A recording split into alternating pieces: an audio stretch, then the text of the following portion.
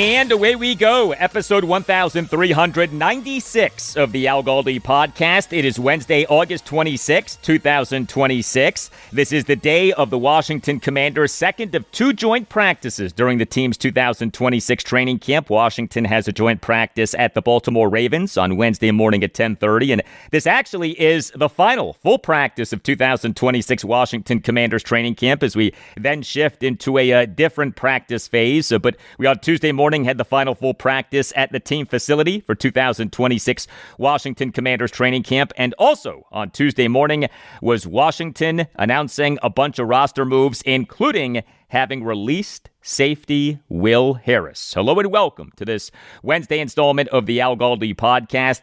Rest in peace, Dolly Parton, who died on Tuesday. She was 80. One of the greatest country music stars of all time. Is she the GOAT of country music? I don't know. I am not a country music expert. I defer to those of you who are country music experts. But if we're talking who is the GOAT of country music, is Dolly the GOAT? Has there ever been a greater duet than Islands in the Stream by Dolly Parton and Kenny Rogers? What a great song that is. Anyway, yeah, the Washington Commanders, they released Will Harris. Next segment, analysis of our team releasing Will Harris and a breakdown of where we stand with injuries for Washington as we have yet another injury to add to the pile. The following segment, a special guest. I will speak with AJ Schulte of Cover 4 Quarters on Substack. We will discuss his recent piece that took a sledgehammer to the idea that Washington linebacker Sonny Styles over the team's two games in the NFL's 2026 preseason has played poorly, or that he has had a lot of really bad plays, or that he is looking like a bust. The two most ridiculous narratives about the Washington Commanders these days. Number one, that the situation between the QB1 Jaden Daniels and LSU is a distraction. No. Number two, that Sonny Styles is having a bad preseason. No. We on this podcast dispel fake news. We on this podcast fight the fake news. Trust me, you don't want to miss this. AJ Schulte of Cover 4 Quarters on Substack. Very smart guy on the truth about the preseason that Sonny Styles is having. AJ Schulte is, as the greatest head coach in Washington franchise history, Pro Football Hall of Famer Joe Gibbs would say, super smart. He's super smart. Yes, he's super smart. Thank you, Coach Joe. And also on the show, I'll talk Washington Nationals and Baltimore Orioles. The Nats, they lost for the 19th time in 26 games, a 3-1 loss to the Colorado Rockies at Nationals Park on Tuesday evening. I'll also react to the Nats designating relief pitcher Trevor Williams for assignment. The O's, they won for the third time in 4 games, a 13-1 win at the St. Louis Cardinals on Tuesday night. Before we get to feedback, an update on something that we discussed on this past Friday's show, episode 1393, that the Washington Commanders in their team store at Northwest Stadium now are selling t-shirts honoring former Washington Redskins safety Sean Taylor and former Washington Redskins receiver Art Monk with, quote, Washington Redskins, end quote, on the back of each shirt. A friend of this podcast, Eric Flack, investigative reporter for WUSA 9, he on Tuesday evening in a post on X reported that the reason that the team is selling this merch is trademark law. He quoted a team spokesperson as having said, quote, we are required to maintain the marks in commercial usage so that marks remain under franchise control, end quote. So some perspective on what's happening with the team selling that merch. But I do maintain what I said on Friday's show. If it's okay for the team in its team store at the team stadium to sell merch that literally says, quote, Washington Redskins, end quote, then why isn't it okay for the team to be the Redskins? Does that make any sense? Is there any logic behind that? If the name Redskins is wrong, is taboo, is evil, then it should not be on any merch in the team store at the team stadium. But if the name can be on merch that the team is selling in its team store at the team stadium, then what sense does it make that the team can't be the Redskins? this whole situation is so filled with contradictions and inconsistencies and hypocrisy. And, I'm not going to do a whole thing on the name/brand saga right now, but this situation just is so bonkers, okay? This situation so doesn't make sense in so many ways. Anyway, you can hit me up on X at Al Galdi. You can email me the Al Galdi podcast at yahoo.com. You can reach me via writing a review of the podcast on Apple Podcasts. You can write about whatever you want, and I'll read what you write if you give the podcast a 5-star rating. From Stephen Daniel on X on the Washington Commanders' uncertainty at center, given that Nick Allegretti is dealing with a recurring calf injury and Julian Good-Jones has struggled and Matt Golbin is a rookie, right, Stephen? The most frightening part of the center problem is not the athleticism. No, the most frightening part is the mental game of calling protections. No one has asked if Allegretti is out with the targeting decision still be called by a rookie center, or would someone else take that role? Quinn's whole response to the Allegretti decision was that he was smart enough to play any position, called him a very smart football player, and said that he'd wear the green dot if he played defense. Thank you for that, Stephen. Good question. What has become clear is that the number one reason that Washington this past March 3rd released the team starting center for the previous 2 seasons, Tyler Biadasz, was displeasure with him in terms of protection call/communication. Well, what now with the protection call/communication if the presumed new starting center, Nick Allegretti, isn't healthy enough to play in the 2026 regular season opener, which is only 2.5 weeks away now? Washington at the Philadelphia Eagles on Sunday afternoon, September 13th at 4:25. This is why there would seem to be a high likelihood that Washington will acquire a center who is cut in the coming days, given that hundreds of players are about to be cut with this Sunday, August 30th at 6 p.m. Eastern being the deadline by which each NFL team must have its active roster at no more than 53 players. Hey, football season is here. Great time of year. No podcast covers the Washington Commanders like this podcast does. If you would like to grow your business or practice, if you would like to make more money, and who wouldn't, consider advertising on this podcast. We'd love to have you on board, and we are offering great deals in honor of the football season. Get your message out there to thousands of successful people in the Washington, D.C. area. Email us to see what we can do for you. The email address is the Al Galdi podcast at yahoo.com.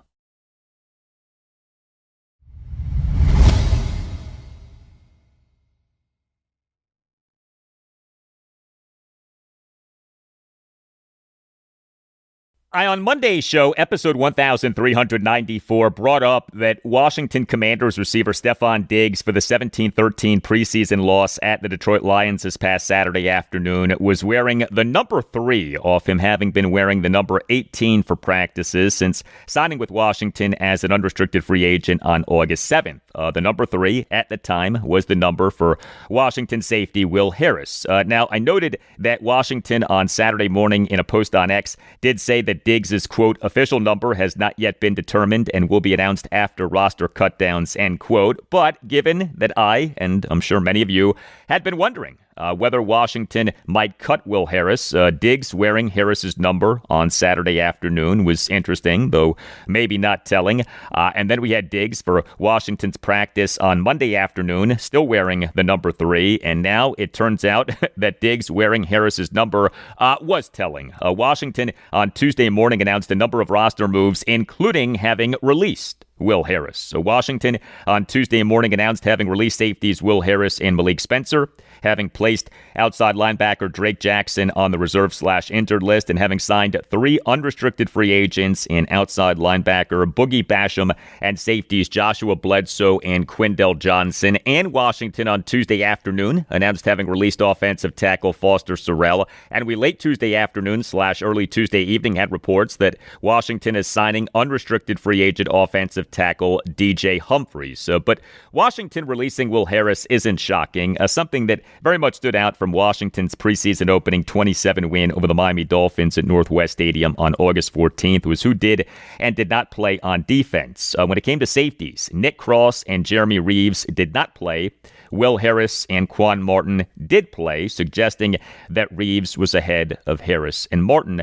And then we saw Harris in the preseason loss at Detroit this past Saturday afternoon look really bad on the 3rd and 3 50-yard shotgun read option touchdown run by quarterback Joshua Dobbs with 6:38 left in the first quarter. Will Harris is entering his age 31 season. Washington on March 13th, 2025 announced having signed Harris as an unrestricted free agent. He, for Washington, last regular season played in just 9 of the team's 17 games. He was on the reserve/injured list from last September 22nd to last November 29th.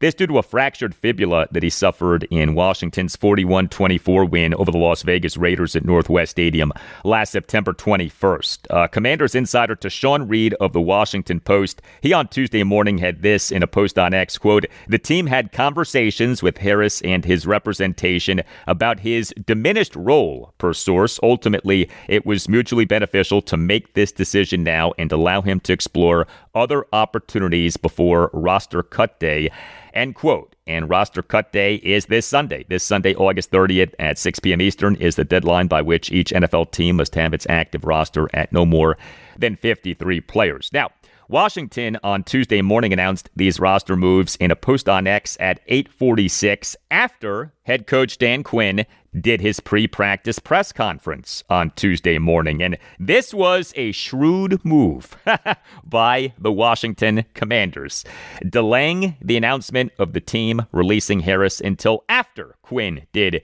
his pre-practice press conference. Understand that the team plenty of times during this training camp has announced roster moves before Quinn has done a pre-practice press conference that day. But something that very much stood out from Quinn during his pre-practice press conference on Tuesday morning was him praising Quan Martin. And it sure seems that Quan Martin beat out Will Harris. We on Tuesday morning had this exchange between Commanders insider Nikki Javala of The Athletic and Dan Quinn. I know we've asked you versions of this throughout the offseason and camp, but with this sort of being the last week of everything, has any player really surprised you with the way they've played, the way they showed up, anything? I don't know if surprise is the right word, but I've really felt like an energy from Quan Martin, from practice, from the games, from the way he's helped on special teams, not helped, the way he's played on special teams. I've just felt an intensity and an urgency about him.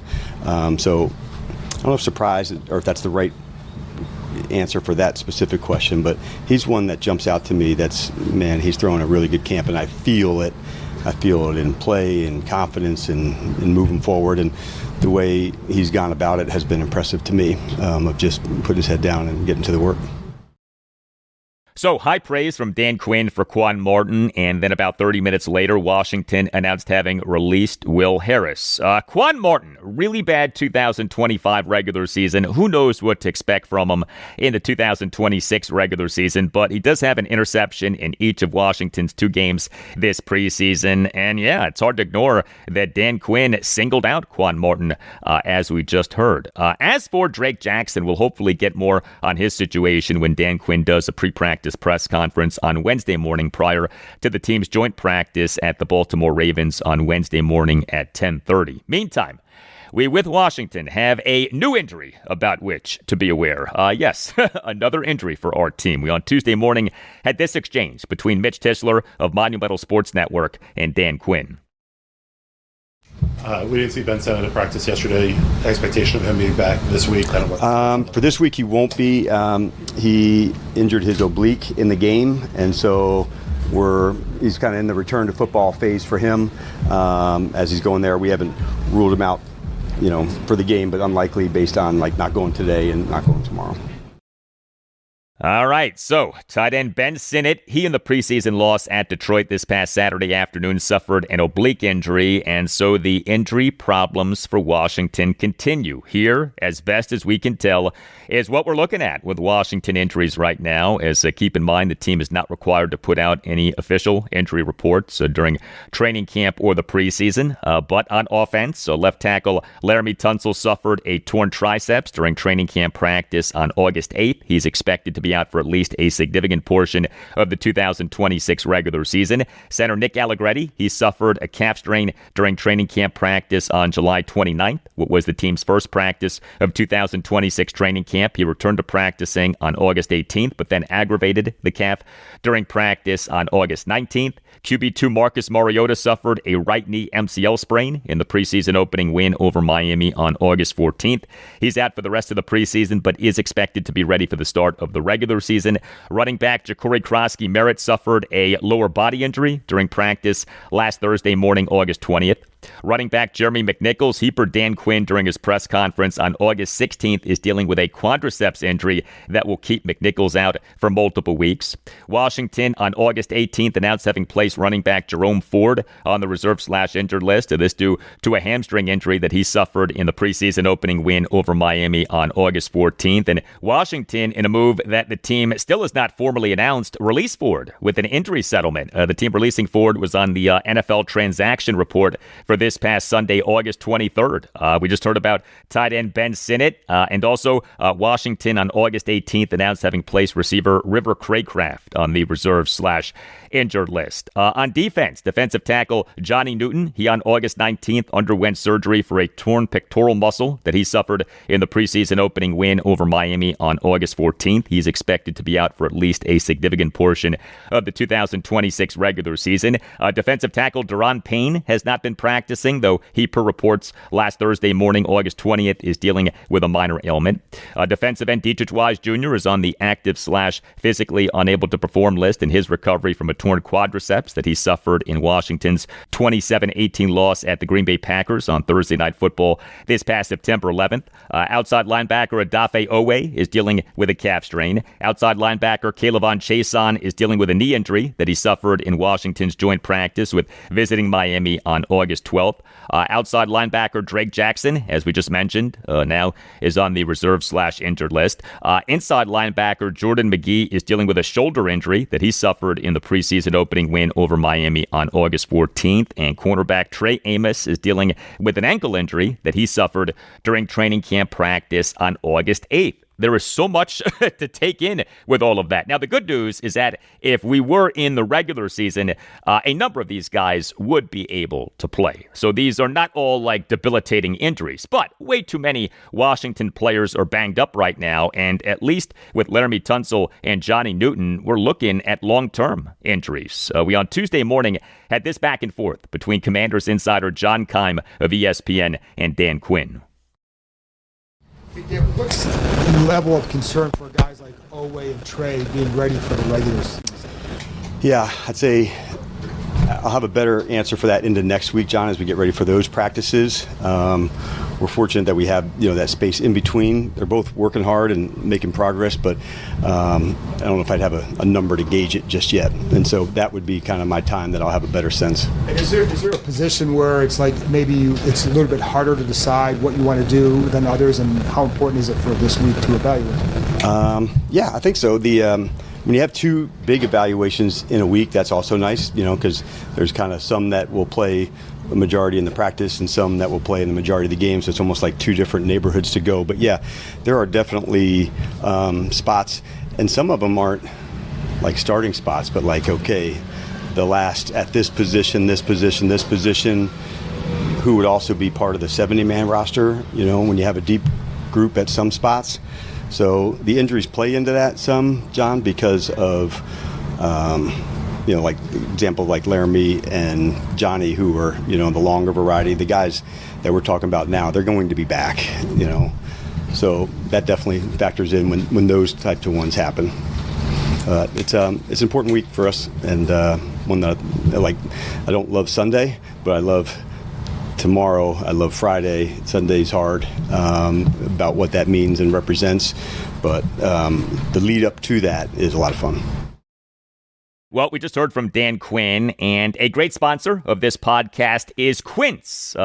Dan Quinn should use Quince, and not just because the name is similar to his last name. Dan Quinn, like the rest of us, can go to quince.com/Galdi. Get your wardrobe ready for fall with great clothes from Quince. Go to quince.com/Galdi. Quince is all about fewer, better pieces. Quince's clothes are made with premium materials built to last and designed to become the ones that you reach for day after day. I've been telling you about my sand dune colored cotton chino drawstring shorts from Quince, but I'm also looking forward to busting out my Quince blue wool pullover. It's not yet time for the pullover, but the pullover is ready to go, unlike Washington's offensive line. But clothes from Quince become your go-to items. Quince specializes in everyday staples that work harder, like Quince's ultra-soft organic cotton tees and premium Mongolian cashmere sweaters. They're versatile, timeless, and transition seamlessly from a casual workday to dinner out.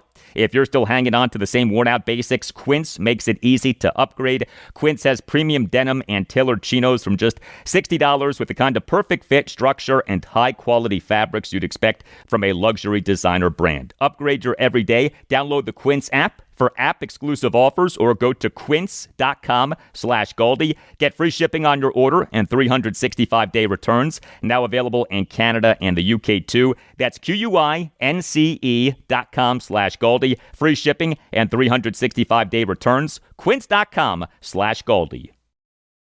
Taking care of the people you love, nothing matters more. Get peace of mind with life insurance through Ethos. Ethos helps to provide financial security for your family. Ethos makes getting life insurance fast and easy, 100% online. You get a quote in seconds, apply in minutes, and get same-day coverage. There's no medical exam. You just answer a few simple health questions. You can get up to $3 million in coverage. Some policies are as low as $30 a month. You'll get your lowest rate from Ethos' network of trusted carriers. And know this, Ethos has a rating of 4.9 out of 5 stars on Trustpilot with over 5,500 reviews. Take 10 minutes today to get covered with life insurance through Ethos. Get your free quote at ethos.com/AlGaldi. That's ethos.com/AlGaldi. Ethos.com/AlGaldi. Application times may vary. Rates may vary. Trustpilot rating as of August 1st, 2026.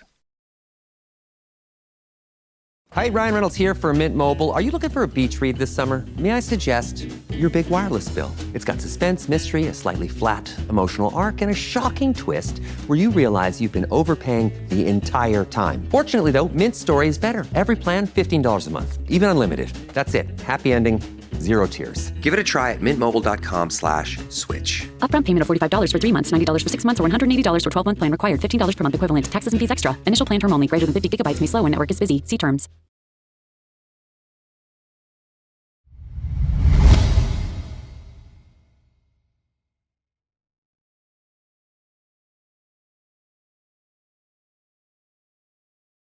The Washington Commanders this past April 23rd took Ohio State linebacker Sonny Styles with the number 7 overall pick in the 2026 NFL Draft. I, like many of you, endorsed Washington taking Styles at 7. I, like many of you, am excited about what Styles might do in his rookie season. And I, like many of you, cannot stand this ridiculous low IQ conversation on X in recent days about Styles supposedly playing poorly in Washington's first 2 games of its 3-game 2026 preseason. Styles in Washington's preseason opening 27 win over the Miami Dolphins at Northwest Stadium on August 14th played on 14 defensive snaps. Styles in Washington's 17-13 preseason loss at the Detroit Lions this past Saturday afternoon played on 15 defensive snaps.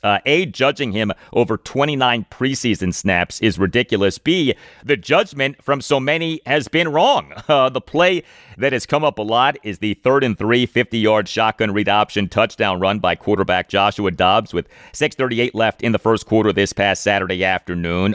Plenty of people on X have given Sonny Styles a lot of grief for that play. Well, those people are wrong. And the notion that Styles this preseason has played poorly is wrong. I am pleased to welcome to the Al Galdi podcast AJ Schulte of Cover 4 Quarters on Substack. This is a new Substack account. It focuses on the NFL, the NFL draft, college football, and football coaching. And AJ this past Sunday, August 23rd, came out with a piece about Sonny Styles. Headline quote, Sonny Styles is already proving the hype in Washington is real, end quote. And beneath the headline is this, quote, the latest online discourse about Sonny Styles only highlights that we need to do better at evaluating linebacker play, end quote. Well said. You can follow AJ on X at AJ Schulte FB. Schulte is spelled Schulte. Hey, AJ, how are you? I'm doing well, man. How are you doing? Doing well. Nice to talk to you. Before we get to the specific play of Sonny Styles so far this preseason, this incorrect discourse about Styles, what ultimately is this a function of, in your opinion? I think part of it is we just don't know what the responsibilities are necessarily in the room. And so like when you watch, you're watching the game highlight reel, they're already on to the next play, or they're talking about something else. The camera pans away right after the play to the coaches or somebody else. You don't really get to see and go back and go, okay, he was in his correct gap. All you might see is, well, 52 was in the area, right? And the play went by him, so he might have missed the play. And linebacker, unlike defensive back or on the defensive line, it's really hard to just blanket statement off of production. Right? If you're a defensive back, you get a lot of pass breakups, you get a lot of interceptions, you're probably pretty good, right? Pass rushers, you get a lot of pressures, a lot of sacks. Again, you're probably pretty good. But tackles don't necessarily equate high-level linebacker play because more often than not, the linebacker responsibility is simply doing their job. And so they may or may not even be in the play to begin with. And so, like, you see guys who have 150 tackles, but you wouldn't necessarily call them, like, elite linebackers, right? I think like Blake Martinez for so long was a guy who would get 120, 130 tackles, but nobody ever thought of him as a consensus top linebacker because he was getting those tackles downfield away from the play more often than not. And so I don't think it's necessarily that, like, we're all stupid, like there's not, like, fans aren't dumb for going, hey, man, he's not getting 10 tackles a game. What's wrong with him? It's just that we just don't really talk about it. It's hard to quantify. And so for discourse, you can't really say, like, oh, well, he does this without going into the tape of breaking it down like I did in the article. You focus on the NFL and college football from a national perspective. What compelled you to do a piece on Sonny Styles' play in this preseason? Part of it was a bit of the online discourse I had seen, but it had gone back into the first week because I remember that somebody had posted a compilation of all of his snaps against Miami. And there was a lot of discourse saying, wow, he's not doing anything in these plays. He's obviously bad. But it's like, no, he's doing his job, right? But it's hard for us to know that without going into watching the full play from the broadcast or from the sideline angle that we can going into NFL Pro and things like that. So I had seen that and was like, hey, his tape last week was pretty great. And then the discourse picked up again this week. I mean, I had people in my mentions saying he was soft or slow or like he was already a bust. One guy said he looked like an undrafted free agent. And I was like, I don't really think so. I don't think that's quite where we need to go here with this. So I went and I was like, you know what? I'm going to watch him just to see and match with my own, the film with what I'm casually seeing on the broadcast. And then from there, I was like, hey, I'm already watching it. I might as well write about it. Right. And it's done very well. I'm very pleased with how it turned out. So you in this piece on your Substack, which people can find at cover4quarters.substack.com, did a really good job of breaking down what Sonny Styles did on the Joshua Dobbs 50-yard shotgun read option touchdown run. What is the truth about Styles on that play? So he's responsible for essentially a collapse. He's playing the middle hook. The coverage, if it was a pass play, he would be playing the middle hook. And so he's essentially, like, if there was a curl route by the tight end, he would be in that play. So because of that, he's simply fitting off of his role. So he is fitting into the C gap in between the tight end and the tackle, which is where he ends up. The defensive end is supposed to be responsible for the quarterback in that scenario. And then you have the deep safety, Will Harris, who is essentially like the last line of defense. I've seen some people say he was the force safety, which is responsible for the outside edge. To me, he's doing his job by collapsing the gap he's responsible for, right? You see, some people say he was caught on the block, he was stuck on the block, but I don't think he was, because if you watch from the end zone angle, he's pushing into the inside of the tight end, keeping his eyes solely on the running back and the ball until he realizes that, hey, Josh Dobbs has the ball and he's on the opposite side of me. So he tries to back up and spin around and try to chase Dobbs down. But by that point, Dobbs has a full head of steam and there's nobody else behind him. And so, like, in that play, you can go, well, Sonny Styles, I saw him on the camera and he wasn't making the play. But, I mean, it's happening in split seconds. He's crashing down. The defensive end is gone. He is far upfield behind the center by the time Josh Dobbs gets around the tackle, and there's nobody behind him. And so it looks bad because you see Sonny Styles on the camera and you're like, why is he stuck on this tight end? Why, because of the way that the broadcast angle looked, where it's so narrow focused on Josh Dobbs as the ball carrier, you only really see Sonny Styles getting blocked and pushed downfield by the tight end. But he's really not. He's collapsing into the tight end. It's just, there's just nobody behind him, and the defensive end messes up on his responsibility. My favorite line in the piece is, quote, "We are completely overreacting to a good play by a linebacker," end quote. This is a key point. It's not just that Sonny Styles wasn't at fault on the Joshua Dobbs touchdown run. It's that this actually was a good play by Styles. Yes. Yeah, because with rookie linebackers, you see guys who are either too slow, and so they're too slow to process what's in front of them, and so they're too cautious, right? They're like, oh, it's an outside zone play. Where am I going? What's my run fit? What am I doing? And then all of a sudden, the tight end's in their lap, or the guard is climbing up into their lap, and it's a 7-yard gain.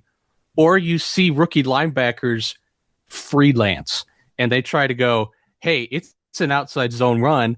I'm going to, my assignment is the B gap, but I think I could cut him off if I go into the C gap.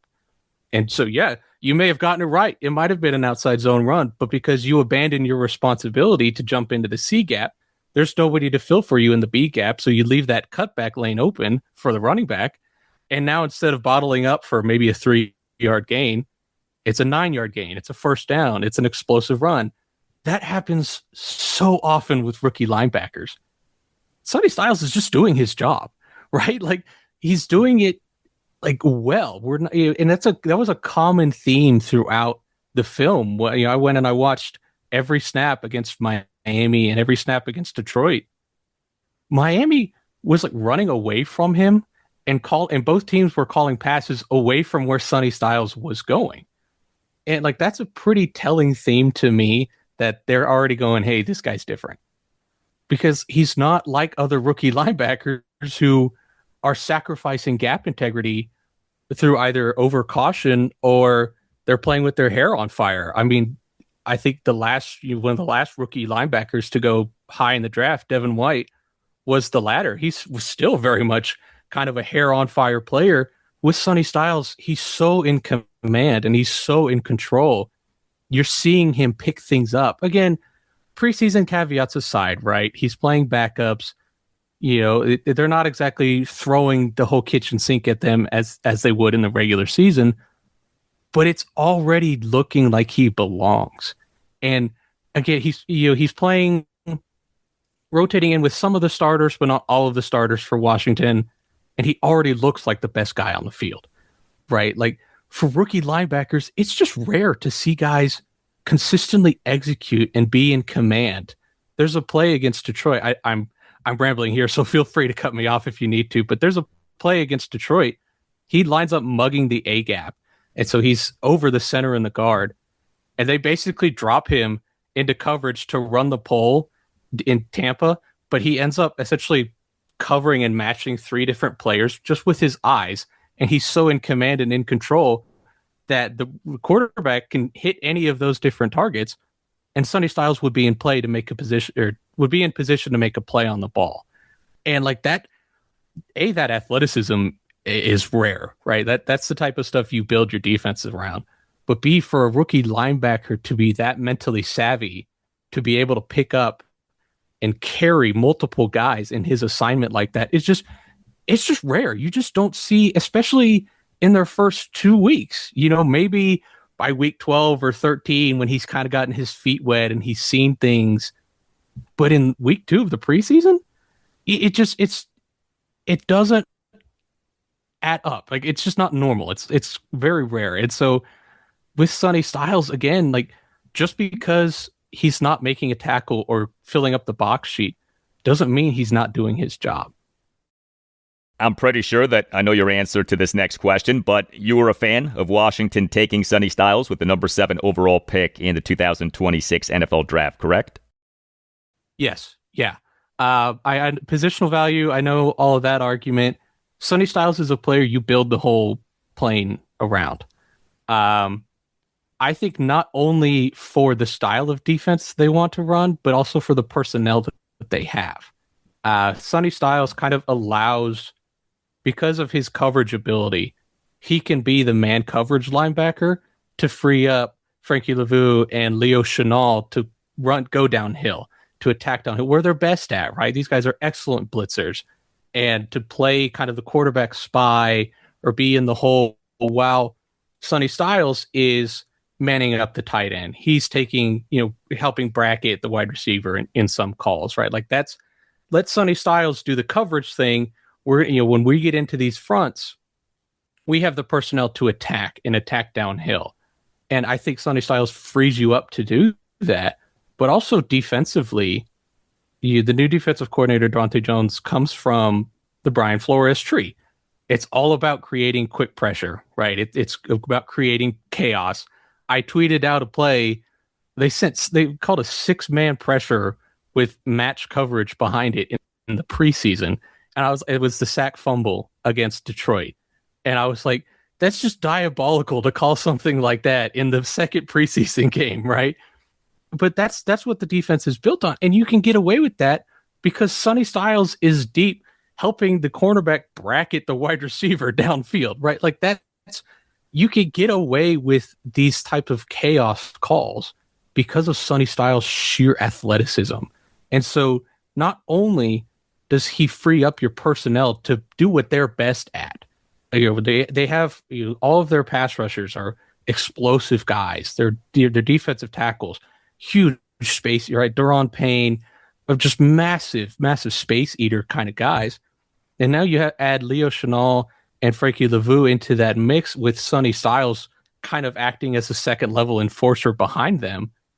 You could really get creative with how you're attacking teams. And I think especially in the NFC East, where you still have Philly's offensive line is still going to be very good, right? Regardless of if Stoutland is there or not, they're still going to be a good unit. Dallas's offense is as explosive as anyone else in the league right now, right? You look at the Giants with Jackson Dart, Malik Neighbors is coming back from injury. Who knows what that unit could be, but they're certainly still talented on paper. You have to find a way to create answers for that. And I think the pressure that the Flores system brings solves a lot of that. And they can only get away with that because they have Sonny Styles. And so, yes, he is a linebacker. And I know, you shouldn't take a linebacker in this day and age in the top 10. I think that's nonsense because you can base your entire defense around Sonny Styles' skill set. And that's very rare. Final question. You are coming to us from Dallas. Although AJ is not a Dallas Cowboys fan, he's a Los Angeles Rams fan. But you know the NFC East well. Who do you like to win the NFC East in the 2026 regular season? It's tough because there's a lot of intrigue that sways things, right? Like Washington, how is the new offense going to look, right? They're transitioning into more of a Shanahan style offense, going under center, a lot of play action, pretty much away from what Cliff Kingsbury ran as the up-tempo air raid stuff. How's Jane Daniels going to acclimate into that? Because if he's what we saw as a rookie, Washington is suddenly in the playoff mix, right? But if he's not, if he struggles with it, the whole boat kind of starts looking a little leaky there, right? Same with Philly. Philly is supposedly at least going to be transitioning into much of the same offense. If Jalen Hurts, who has kind of struggled throwing over the middle, getting under center, throwing off of these looks, if he isn't very good, in this offense, then Philly's not going to be particularly productive on offense. They'll still be an elite unit defensively, which I'm sure will still win them some games, but it could sway, it could hinge entirely on that. Dallas is kind of the same way with their new defense. We know they're going to put up points, but if the new defense isn't better than it was last year, they might score 40 points, but they're going to give up 42. And so there's so much that really hinges and sways on all of these changes, that it's hard that, gun to my head, I think I would give the edge to Dallas just slightly, because I know what I'm going to get out of Dak Prescott, right? I know that Dak Prescott is still going to be productive with all of those weapons. I have a feeling the defense is going to still be is going to improve, at least. I know what they have in their weapons. And so I have a little bit more trust. But if we get into week 3, week 4, we're starting to see Daniels and Hurts really look and acclimate well, I reserve the right to be like, well, maybe not, right? But it's one of those divisions where I could legitimately see all 4 teams winning it at the end of the year, because as we know, the NFC East is chaos incarnate, right? Every year there's a different winner, and so it's tough for me to say right now, but I think I would give the edge to Dallas. Yeah, I actually would too, as much as I hate saying that. AJ Schulte of Cover 4 Quarters on Substack. AJ, thank you. All the best. Yeah, thank you so much, man. I appreciate you inviting me on. Okay, great stuff from AJ Schulte on Sonny Styles. By the way, Styles did come up during head coach Dan Quinn's pre-practice press conference on Tuesday morning. We, during the presser, had this exchange between Commanders insider Tashawn Reed of the Washington Post and Quinn. I know kind of guys' status for this week is up in the air when it comes to the last preseason game, but with Sonny Styles, getting to see him play a decent amount the first 2 preseason games, what were some of your takeaways from seeing him in live action? I liked how square he plays at linebacker. Like when you're an in-the-box player at linebacker, and we haven't blitzed him a lot, downhill, you want to see somebody who can play square, take on blocks. He did a nice job of using his hands, that's been an emphasis for us going into it. He's got command at the line of scrimmage, in a call, out of a call. So those are the things that that I saw in the limited space in the game. You guys have seen a lot more. I think what I've seen at practice, you feel speed and playmaking ability to get to spots that's difficult to get to, but you'd say he could play man-to-man because of the speed, but I'd also say the zone parts of his game are going to be exceptional because he has quickness as well as speed. And so sometimes you might see a person who's fast, but they have to build up to it, where he's got initial quickness to get to a certain location, and that's a big deal. Yeah, that does not sound like Dan Quinn being displeased with Sonny Styles. That does not sound like Dan Quinn being in agreement with the Sonny Styles critics on X. All right, if you are a Washington Commanders fan and are on Instagram, make sure that you're following WSH on the Daily. The handle is at WSH on the Daily. You get high IQ Washington Commanders conversation on at WSH on the Daily. The content is outstanding. Daily coverage of the Washington Commanders. News, analysis, opinions, great photos and videos all about the team. WSH on the Daily started in 2021 and has more than 47,000 followers. Don't get left behind. Follow WSH on the Daily on Instagram. The handle is at WSH on the Daily. And check out WSH on the Daily's online shop, WSHonthedaily.com. Some terrific gear, t-shirts, sweatshirts, hoodies, hats, excellent materials, modern looks. So for smart, informative, fun, and engaging Washington Commanders content, check out WSH on the Daily on Instagram. And for great merch, visit WSHonthedaily.com.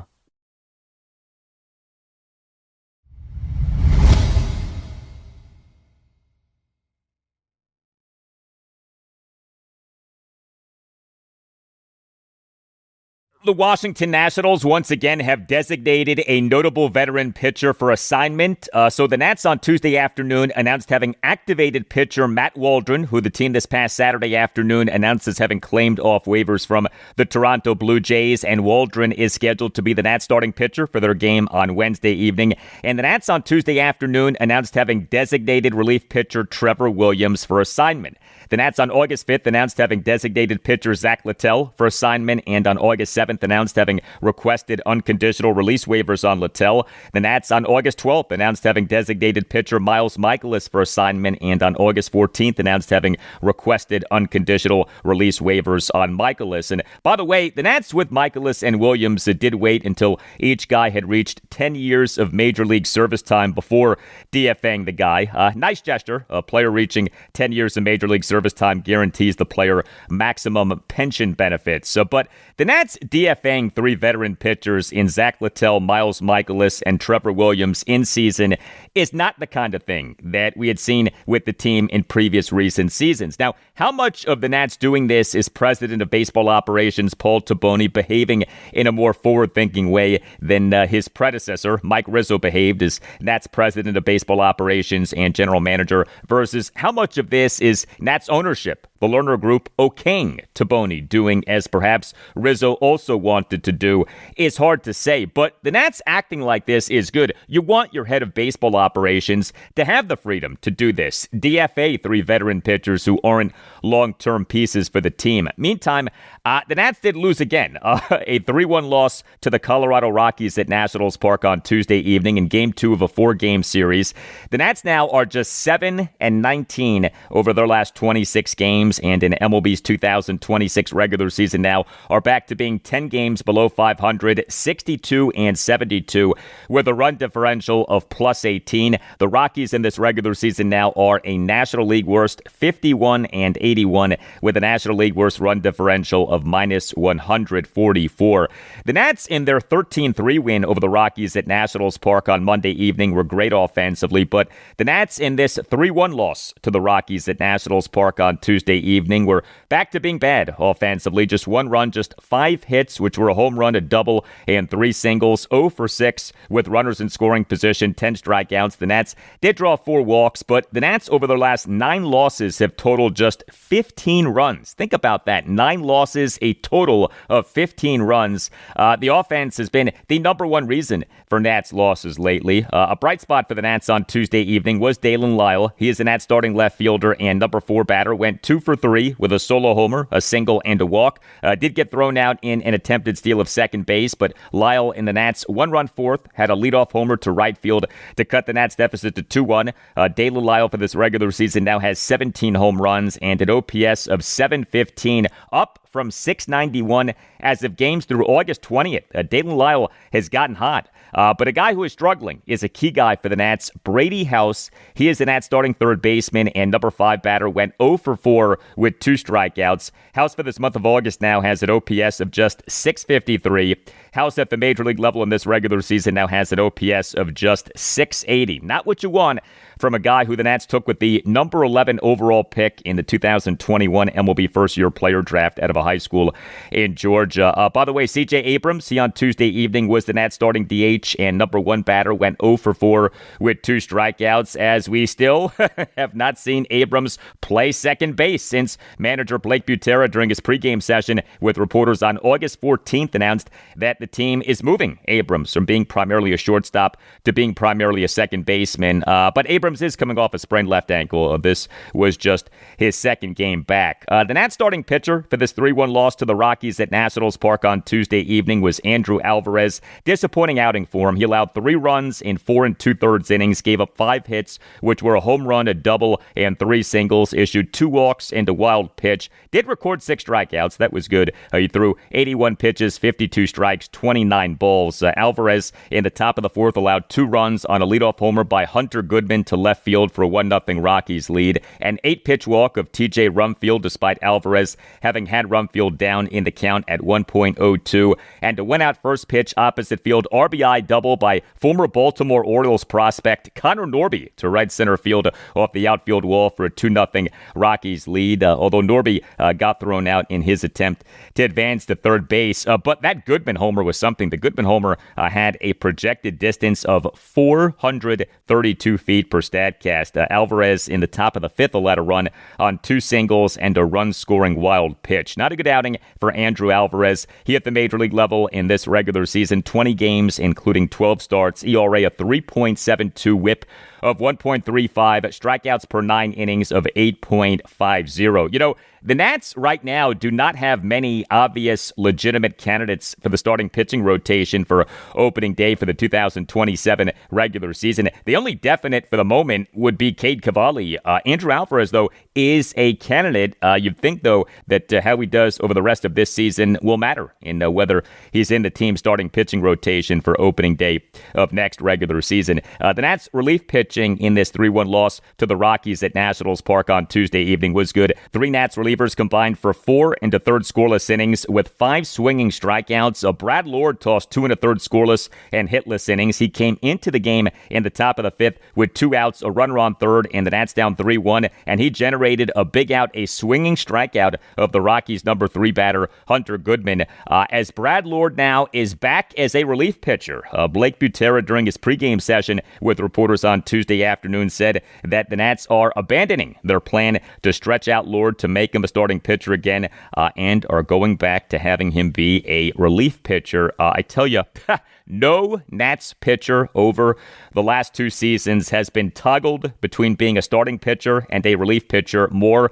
than Brad Lord has been toggled. I hope that Lord next season has a role, is kept in that role, and thrives in that role. He's a good pitcher. Brad Lord at the major league level in this regular season, 32 games, including 4 starts, ERA of 3.74, whip of 1.19. Also with Nats relievers on Tuesday evening, Max Kranick tossed a scoreless top of the 8th with 2 swinging strikeouts despite issuing a 2-out walk and then giving up a 2-out double, and Jake Bird tossed a scoreless top of the 9th. Although the Nats late night on Tuesday night announced having optioned Bird to AAA Rochester, and we late night on Tuesday night had reports that the Nats are promoting one of their top pitching prospects, Luis Perales, from AAA Rochester to the majors. He for Rochester recently has been pitching as a reliever.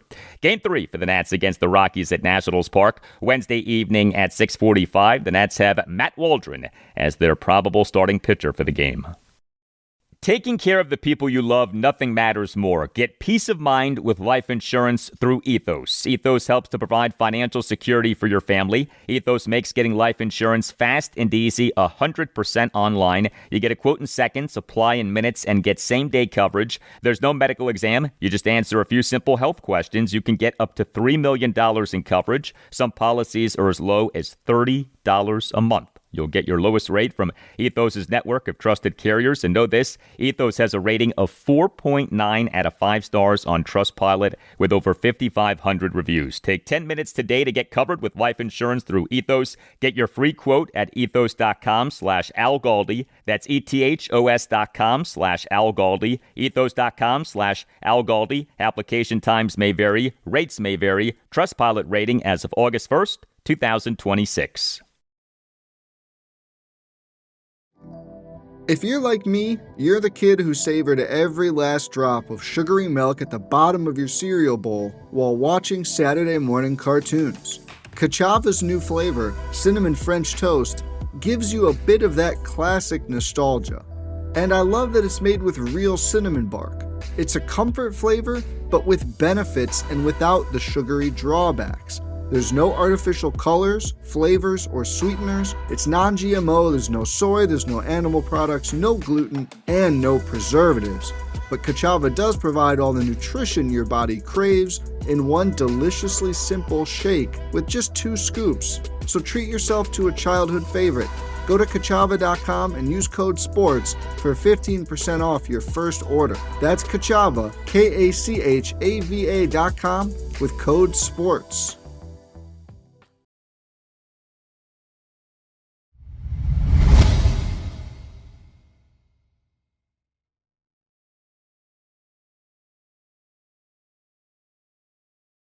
Well, the Baltimore Orioles on Tuesday night had the kind of win that, if you're an O's fan, makes you say, hey, how come we haven't seen that more often this season? A 13-1 win at the St. Louis Cardinals on Tuesday night in Game 1 of a 3-game series. The O's now have won 3 of their last 4 games, and in MLB's 2026 regular season now are 64-68 with a run differential of -23.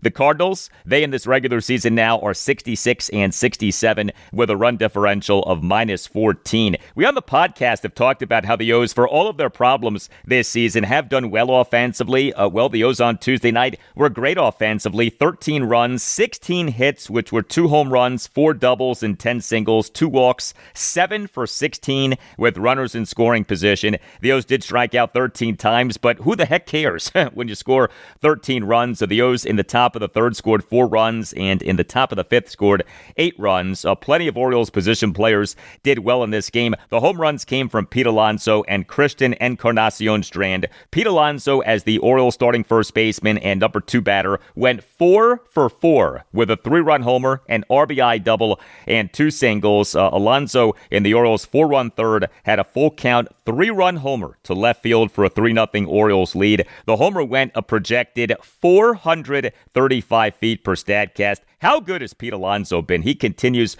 to live up to his contract. The O's this past December 11th announced having agreed with Alonso as a free agent on a 5-year contract. The deal reportedly was worth $155 million. Average annual value, AAV, of $31 million. Highest AAV for a first baseman in MLB history. And Alonso in this regular season now has 31 home runs and an OPS of 876. He, for this month of August now, has an OPS of 1,174. Just outstanding. And Christian Encarnacion Strand, he is the Orioles starting third baseman and number 5 batter, went 2 for 5 with a solo homer and a 2-run single. He and the Orioles' 4-run third had a 2-out first pitch solo homer to left center field for a 4-0 Orioles lead. That homer went a projected 450 feet per Statcast as he continues to produce. So the O's this past April 13th acquired Encarnacion Strand via trade with the Cincinnati Reds for cash considerations and optioned him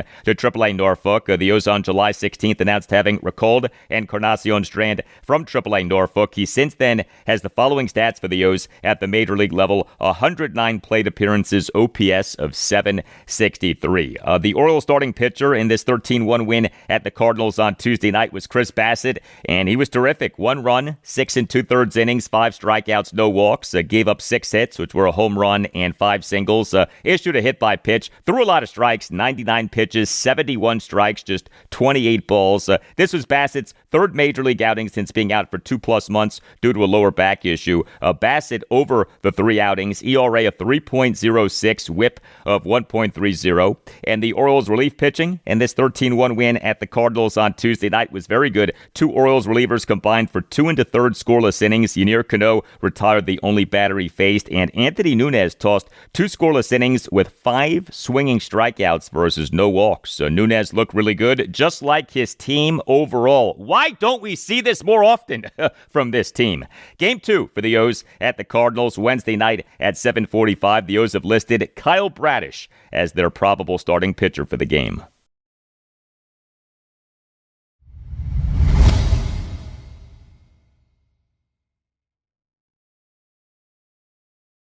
And that'll do it for you and me for now, but there's more to come. Thursday's show, episode 1397, will include a lot for you on the Washington Commanders. Also on Thursday's show, I'll talk Washington Nationals and Baltimore Orioles. The Nats are home to the Colorado Rockies Wednesday evening at 6:45 for Game 3 of a 4-game series. The O's are at the St. Louis Cardinals Wednesday night at 7:45 for Game 2 of a 3-game series. Have a great rest of your Wednesday, and I'll talk to you on Thursday.